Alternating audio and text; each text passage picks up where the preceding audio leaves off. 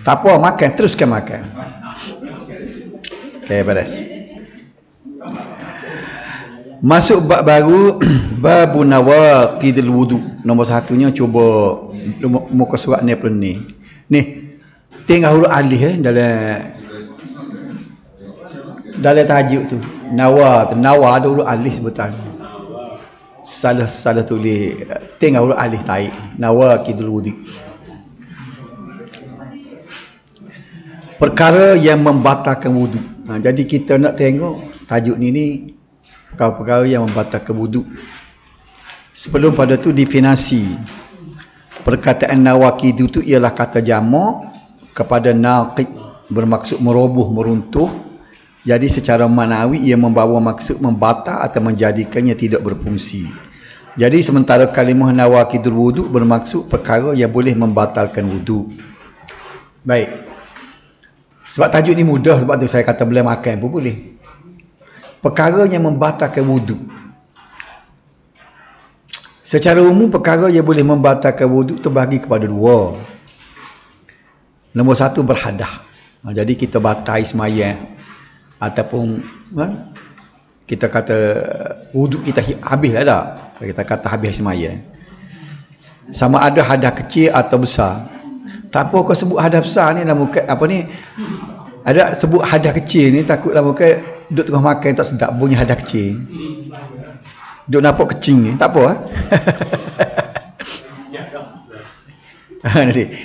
Jadi habis sembahyang kita ni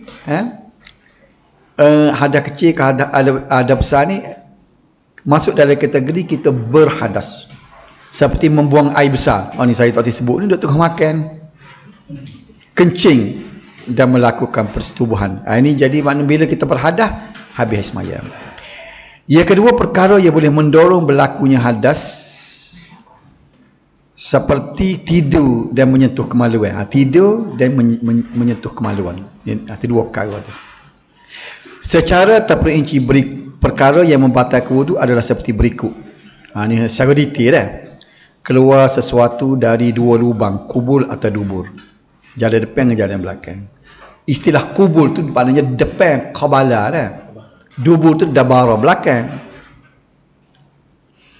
Benda yang biasa keluar dari bahagian kubul atau bahagian depan ialah kencing, mani, wadi dan mazi. Adapun selain itu maka dikira perkara luar biasa sama ada disebabkan sakit dan sebagainya.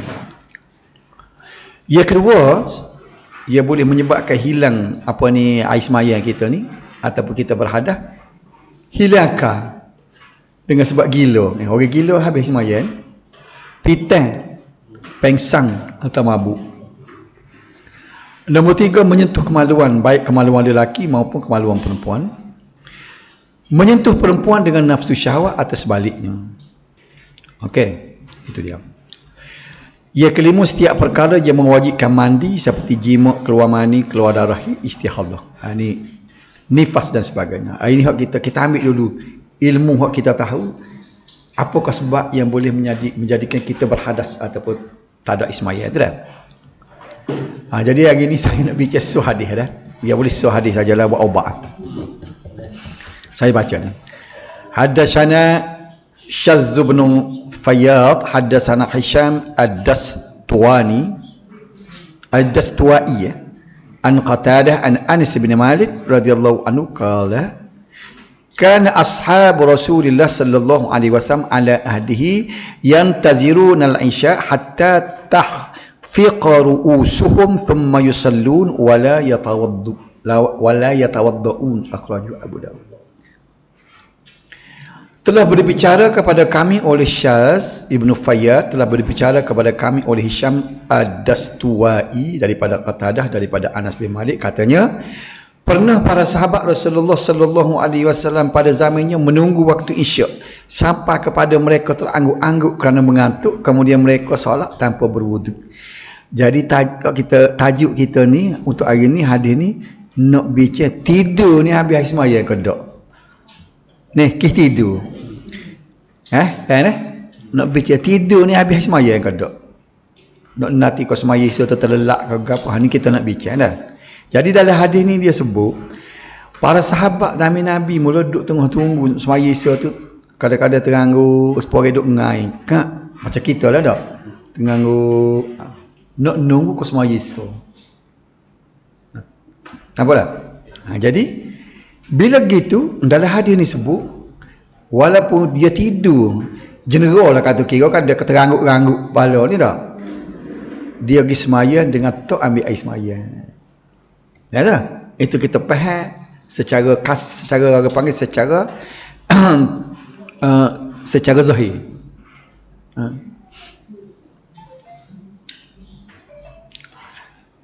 Hadis ini adalah hadis sahih yang disebut oleh Abu Daud dan perawi-perawinya macam Qatadah tu kita biasa jumpa, semuanya adalah boleh diterima.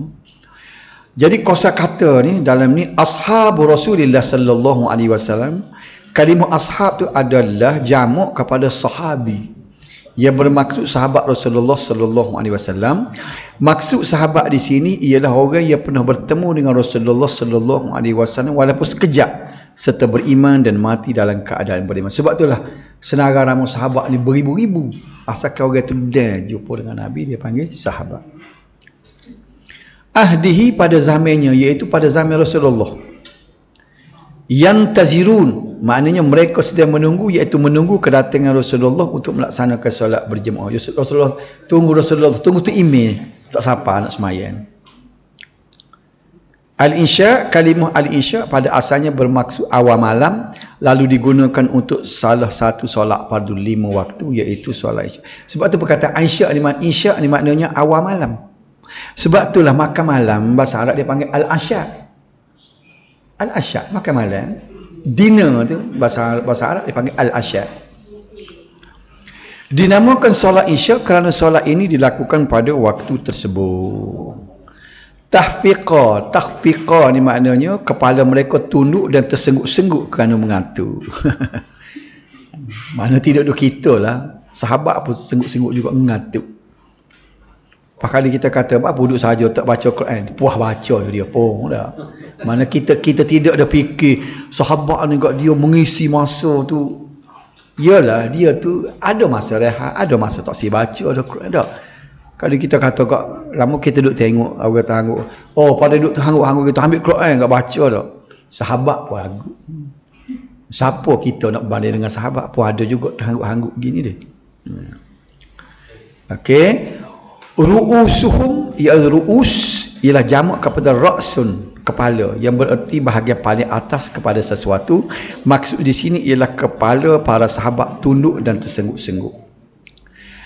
Kita bincang hadis tadi. Hadis ini menjelaskan tentang hukum salah satu perkara yang boleh membatalkan wudu, iaitu tidur. Secara tekstual, hadis ini menunjukkan bahawa tidur dalam keadaan berwudu tidak membatalkan wudu. Nampak tak? Kita mesti tidur. Tidur tak habis semaya. Mari mana dapat tu? Hadis tadi. Tapi nak bincang dulu lagu mana tidur. Namun ulama berbeza pendapat adakah boleh membatalkan wudu ataupun tidak.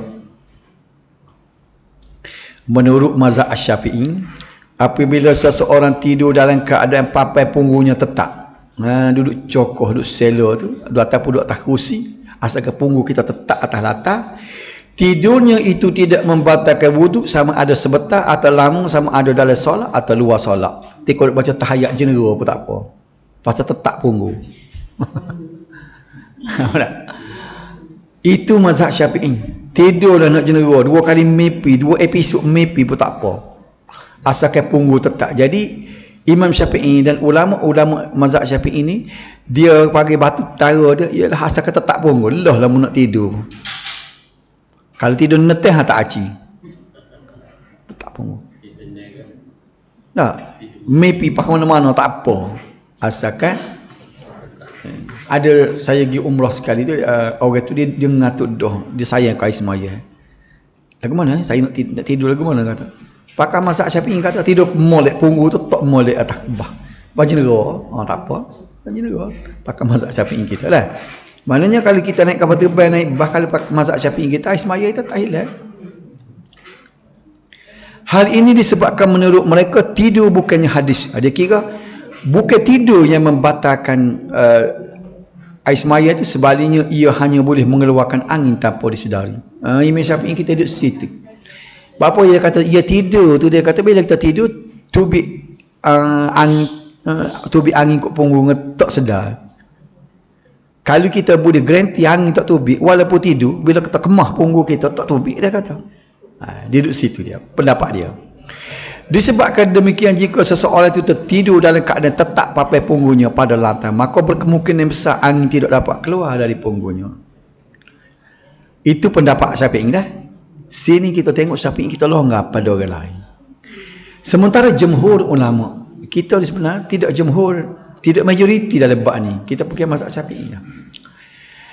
Jumhur ulama berpendapat bukan semua tidur boleh membatalkan wuduk, tetapi tidur yang boleh menghilangkan idrak atau deria sahaja yang boleh membatalkan wuduk tanpa mengira posisi atau keadaan kedudukan tidur.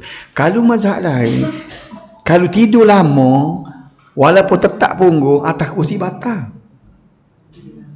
Mana? Bagi dia tidur gini, kita tidur terlelap, tidur tak lama, tak apa. Walaupun jenis walaupun belum netek, kita masih bunyi, dengar orang buat bunyi tak bunyi sayuk-sayuk gitu.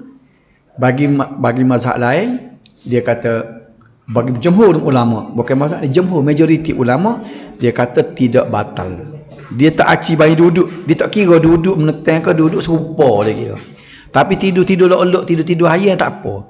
Tidur ayam tak batal bagi dia. Tidur sungguh lah bagi batal. Cokoh dengan menetek serupa bagi dia. Ia bermakna selagi deria rasa masih wujud semasa tidur. Kalau ada orang bawa nasi dagang, kita tengah tidur tu bau. Tu tidur tu boleh. Tapi kalau orang kita kalau tidur mati, wak mari benda bau busuk ke bau sedap tak khabar, tu baru batal. Tapi kalau kita tidur tu kat dia bau ikan, kita pun tu tak apa lagi. Maka selama itu ia tidak membatalkan wuduk. Boleh faham tak beza antara mazhab Syafi'i? Dalam hal ini, cuba tengok ni. Dia mengikut ulama hadis dia sebut. Pendapat jumhur ulama yang lebih tepat. Tapi janganlah pula kita tukar sebab mazhab Syafi'i, mazhab ulama Imam Syafi'i dan ulama-ulama bawah dia telah sepakat bahawa tidur yang tetap punggung ni tidak batal walaupun tidur lama. Tak apalah peganglah tu, tak ada masalah. Tidak salah muka pekoh ni kan. Tapi kalau ada orang nak pegang dia, saya tak si pasal pendapat tu mazhab Syafi'i je. 3 mazhab lagi dah jumhur ulama kata tak boleh, batal. Jadi kalau naik bah macam saya sebut tadi, kalau dia jenera walaupun tetap punggung atas bah tetap molek punggungnya, tetap batal. Itu pendapat jumhur ulama. Boleh beza dah? Hal ini disebabkan tanpa deria rasa seseorang itu tidak dapat pastikan adakah sesuatu telah keluar daripada salah satu dua jalan. Baik.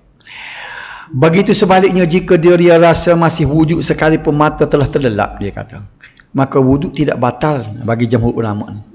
Selagi dia tidak meyakini bahawa sesuatu telah keluar daripada salah satu jalan.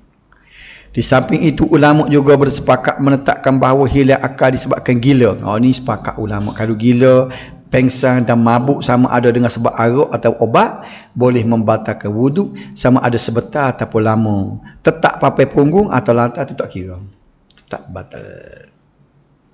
Hal ini kerana orang gila atau pengsan telah hilang kewarasan akalnya. Salah tulis itu akal, saya buat al. Atau hilang deria rasanya. Selain itu, hadis ini juga menunjukkan bahawa harus tidur dalam masjid lebih-lebih lagi ketika menunggu waktu solat dan disunatkan melewatkan solat isya dari awal waktunya. Jadi hadis ini kita boleh pengajaran lain. Dalam hadis riwayat Al-Bukhari dan Muslim meriwayatkan bahawa Nabi SAW pernah melewatkan solat isya dan baginda bersabda dengan maksudnya, ini hadis sahih tadi. Itulah waktunya jika aku tidak bimbang ia akan menyulitkan umatku. Nabi kali ikut area dia nak suruh semaya isya tu buat waktu dia pukul 11 tu lebih kurang. Tapi Nabi faham kalau buat lagu tu berat umat aku. Maka kalau dia klik nak mari semaya jemaah semula kan.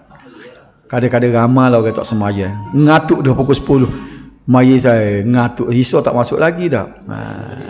Tidur mentah pakai raik lagi. Jadi daripada sini semaya isya kalau lewat lagi baik. Sebab tu kalau ada orang buat program kuliah ke gapo, tak usah kita buat kita ni reti. Oh, mana masuk isu tak cakap. Ban lagi dah. Misalnya kalau kita ada banking ke gapo dak. Ada pun dia duk tunjuk je.